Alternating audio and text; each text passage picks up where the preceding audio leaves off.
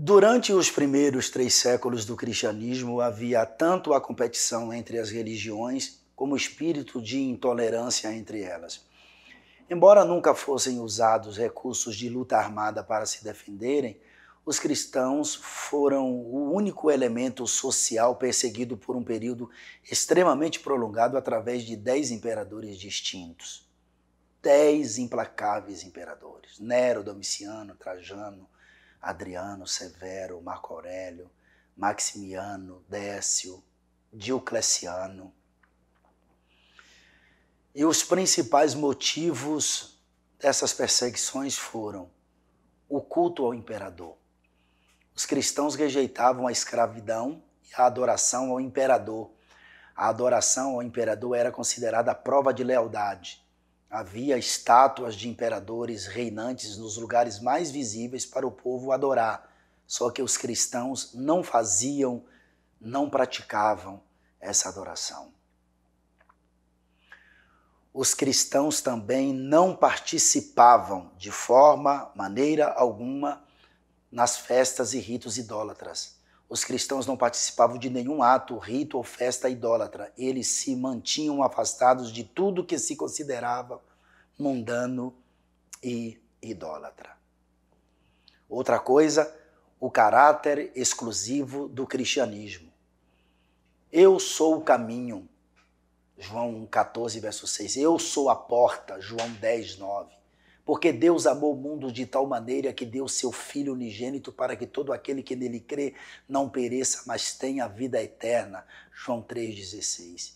E em nenhum outro há salvação, porque também debaixo do céu nenhum outro nome há dado entre os homens pelo qual devamos ser salvos. Atos dos Apóstolos 4, verso 12. Outro motivo, o ateísmo. Os cristãos eram acusados de ateísmo. Os cristãos não tinham ídolos e no seu culto nada havia para ser visto. Seu culto era espiritual. Quando eles se punham de pé e oravam de olhos fechados, suas orações não eram dirigidas a nenhum objeto visível. Para as autoridades, acostumadas às manifestações materiais simbólicas de seus deuses, isso nada mais era do que ateísmo. Os cristãos também eram acusados de canibalismo. Eram acusados de incesto, de canibalismo e de práticas desumanas, a ponto de serem acusados de infanticídio em adoração ao seu Deus. A saudação com o ósculo santo, o beijo no rosto, foi transformado em forma de conduta imoral. Outro motivo, os motivos financeiros, a indústria da idolatria. Muitas vezes os governantes eram influenciados para perseguir os cristãos por pessoas cujos interesses financeiros eram prejudicados pelo progresso da igreja cristã.